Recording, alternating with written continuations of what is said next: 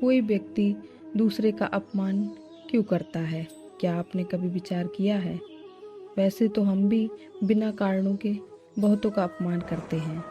हमारा अपना अपमान भी कई बार होता है। संसार का सारा व्यवहार एक दूसरे का अपमान करने पर टिका होता है। जैसे पति अपनी पत्नी का अपमान करता है, पिता अपनी संतानों का अपमान करता है, नौकरी देने वाला अपने नौकर का अपमान करता है। अर्थात जो भी बलवान है वो निर्बल का अपमान करता है। यदि हम शक्तिमान हैं तो अपमान के बदले में लड़ाई करते हैं। यदि लड़ने की शक्ति नहीं होती तो अपमान सह लेते हैं, स्वयं को निर्बल और असहाय मान लेते हैं। हमें छोटे होने का एहसास होता है। ऐसा प्रतीत होता है जैसे हमारी आत्मा कुचली गई है। किंतु कोई किसी का अपमान क्यों करता है? जब अपमान होता है तो मनुष्य को अपनी निर्बलता का एहसास होता है और निर्बलता का बोझ मनुष्य को कुचल देता है। वो अधिक से अधिक निर्बल बन जाता है। अत्याचार सहने की आदत पड़ जाती है।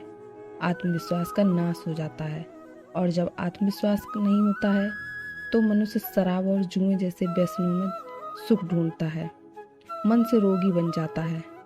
आखिर किसी भी मनुष्य की ऐसी दुर्गति क्यों करता है? अपमान करने वाला वास्तव में क्या सिद्ध करना चाहता है? कभी गहराई से विचार किया? वास्तव में हम किसी का अपमान करते हैं उसकी निर्बलता सिद्ध करने के लिए, ये बताने के लिए कि हम अधिक शक्तिमान हैं। अर्थात वास्तव में अपमान करने वाला स्वयं अपने आप को बलवान या शक्तिमान सिद्ध करने का प्रयास कर रहा है। अपमान करने वाला व्यक्ति हकीकत में अपनी शक्ति से अस्वस्थ नहीं है। उसे अपनी शक्ति पर भरोसा नहीं है। दूसरों को चुनौती देकर वो अपनी शक्ति पर विश्वास प्राप्त करने की कोशिश करता है। क्या ये सच नहीं है? जब हम किसी का अपमान करते हैं तो वास्तव में इतना ही प्रकट करते हैं कि हमें अपने बल पर भरोसा नहीं है।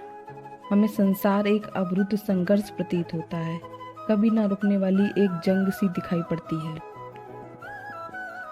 किंतु क्या हमने कभी विचार किया है कि दूसरों को प्रतिद्वंदी अर्थात दुश्मन मानने के बदले कलीग मान लें, हमारी सहायता करने वाले सहयोगी मान लें, अर्थात दूसरे व्यक्ति को प्रेम करें, तो उसका अपमान करना आवश्यक ही नहीं होगा। प्रेम करने के लिए आत्मविश्वास आवश्यक है। जिसे अपनी शक्ति पर विश्वास नहीं, वो प्रेम कर ही नहीं सकता। अर्थात जिसका हृदय आत्मविश्वास से भरा होता है, ना अपमान करता है, ना अपमान को स्वीकार करता है। क्या यह सत्य नहीं है? इस तथ्य पर विचार अवश्य कीजिएगा।